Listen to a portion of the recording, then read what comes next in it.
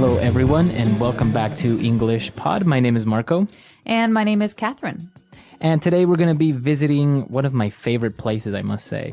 Really? So you're you're a big meat eater. I am. I have to have meat every day, so that's why I usually go to the butcher. All right, so vegetarians, be warned. Today's dialogue is all about eating meat and where to go to get meat. So as Marco said, that place is called The Butchers. So we're going to be visiting the butcher, and we're going to learn all the different types of meat you can find there. Great. So we don't have anything to preview, but before we get started, just like to mention that you're going to hear a lot of different kinds of words, and we'll be back in a minute to talk about what they mean.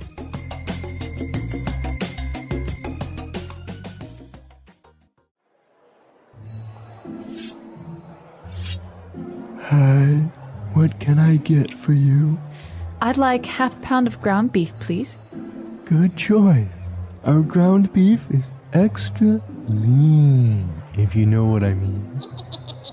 Could I also have half a dozen pork chops and 2 pounds of boneless chicken breast?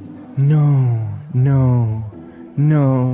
chicken breasts at the moment, but we have some nice chicken thighs. No, that won't do.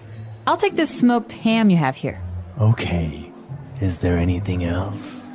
Is this salami and bologna you have here?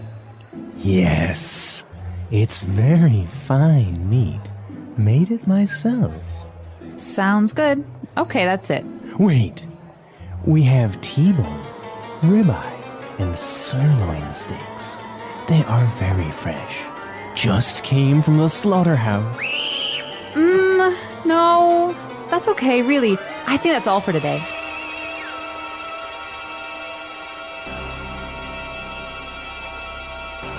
Okay, that'll be $34.50. All right, we're back. So this butcher was kind of creepy in the beginning. Very creepy in the beginning. I think that's usually the conception that you have of butchers because they always have a knife and they're always covered in blood, but it's not human blood. Right, like the movie Sweeney Todd. Did you see that? Yeah, like Sweeney Todd. Butcher of Fleet Street. But we actually took a look at a lot of different types of meat that the woman was ordering. So why don't we take a look at these now in Language Takeaway? Language takeaway. Okay, so the first is a classic cut. This is something that we had at my house about once a week growing up. It's called a pork chop. Pork chop.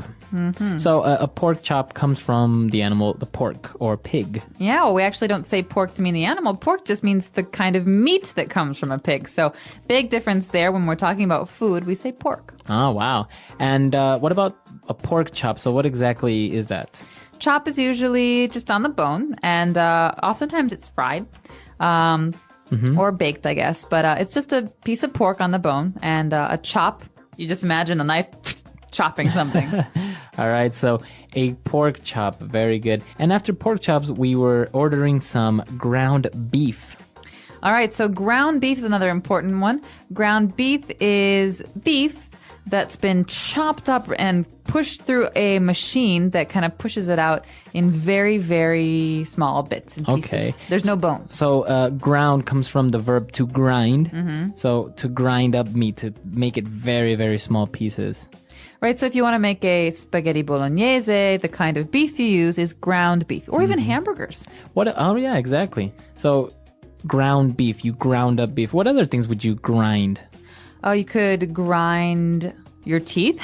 You can grind. Some people do that when they're sleeping. They grind their teeth. You can grind, you have pepper grinders. You know, peppers sometimes come in balls, and you have to grind them to make them smaller and broken down. Very good. So that's ground beef, and from the verb to grind. Now we are buying some boneless chicken breasts. All right, so boneless, as you have guessed, means without bones. Mm-hmm. And chicken breasts are usually just a really nice, juicy, kind of tender cut of meat from the chicken, from the kind of underside of the chicken, where obviously Yeah, they have it. It's not a wing. It's not a leg. It's just a chicken breast. All right. So boneless chicken breast. Now, usually it is boneless, right, when you buy it at the supermarket. Yeah. Next up, we've got some classic deli counter favorites. These are our cold cuts. All right. So cold cuts. Now, this means that they are cold. Oh, well, yeah, they're cold. But I think cold cuts, the most important thing to remember here is that they're mostly like kinds of salami or cured meats. So these are salt cured or they're dried meats. And you usually have them on sandwiches. So like a salami sandwich. So like cured meat, you mean that meat hasn't been cooked? Oh, no, it's not been cooked, but it's treated in a way that allows it to last for a very long time. All right, so they look like long tubes of meat. Or they look very dry. So Look very dry, like all beef right. jerky, for example. All right, so cured meat. Now, for example, we have salami and bologna. Bologna. Now, it's interesting because bologna is actually spelled Bologna.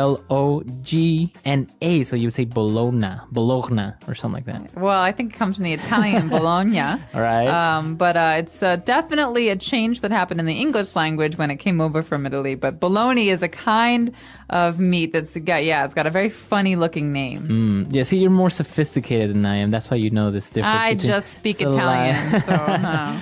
All right, so you have salami, bologna, and pastrami. What about ham? Is that considered a cold cut? You can have ham in the cold cut section because ham sometimes comes in tubes that you slice. But ham is also just a normal kind of pork. But ham is cured, like a smoked ham. Exactly. All or right. smoked turkey, one of my favorites. Very good. And now moving on from the cold cuts, we're going to concentrate on steaks. Ooh, steaks. So there are 1,000 kinds of steaks in this world, and every city seems to have its own kind. But here we're only looking at 3, the first of which is the T-bone. All right, the T-bone steak, I think, is one of the most popular ones. Definitely. It's a steak that's pretty big, right? Yeah, well, yeah, it can be. And it has a bone inside that looks like a T. All right. So you're saying, Marco, that the T-bone is named after the shape and the look of this steak. Yeah, T-bone steak.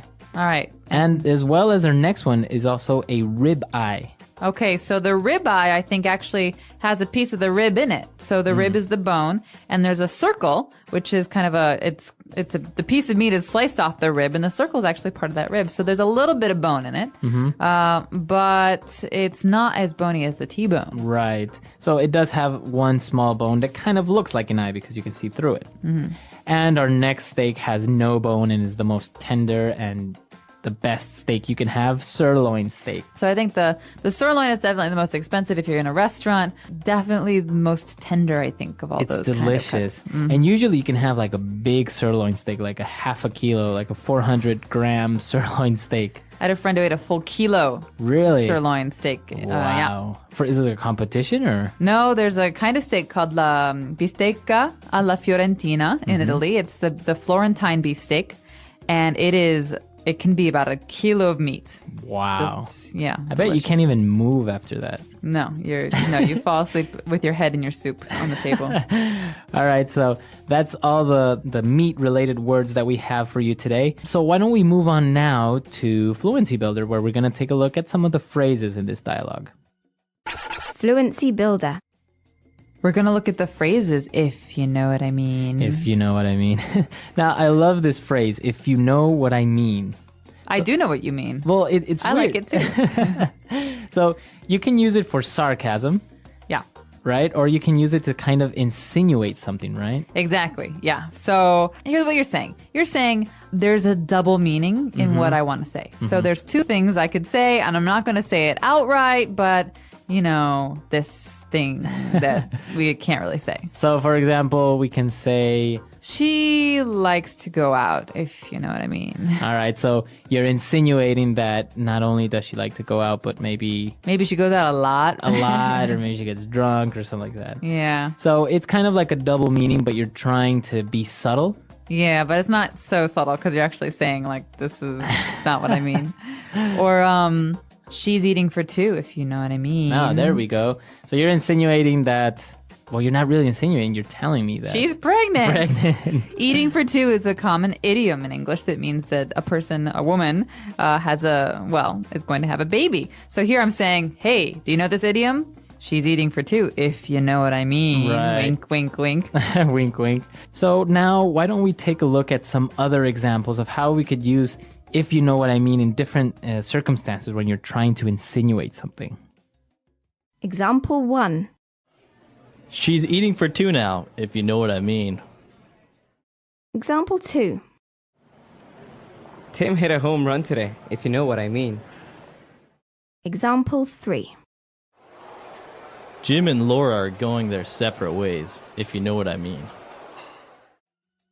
All right, we're back. So now that that's clear, why don't we move on to our next phrase?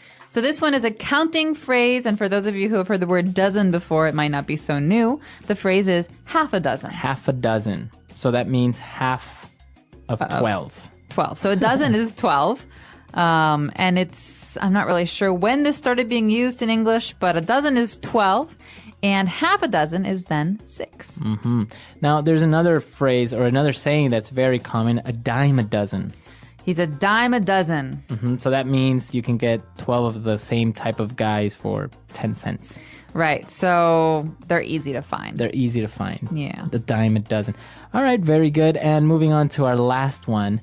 When they were talking, they said something about the meat being lean, extra lean.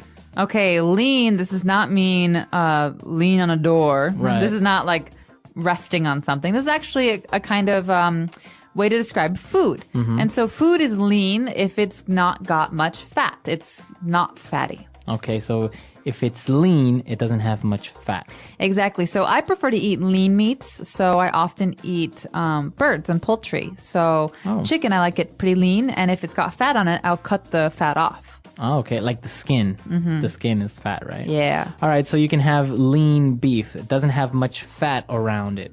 Yeah, and in America, actually, on the packages at the supermarket, it often says the percentage of meat that you have. So it's 95% lean or 98% lean. So that means you have 3% fat in there. Exactly. Or 2. Or 98. 2%. My math skills are amazing. All right, so now that we've finished with all of these words on Fluency Builder, let's take a look at our dialogue for the last time.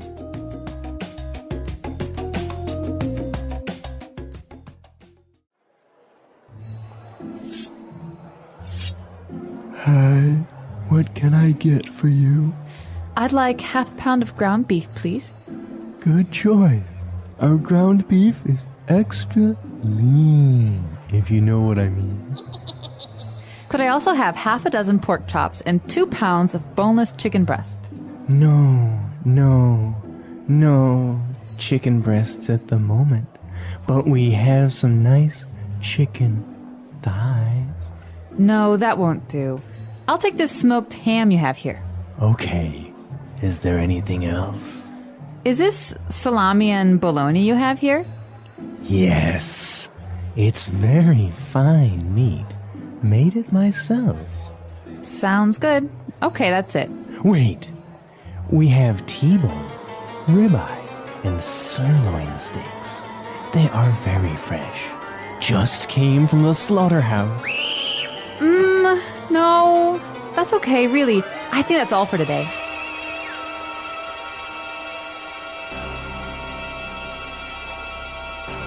Okay, that'll be $34.50.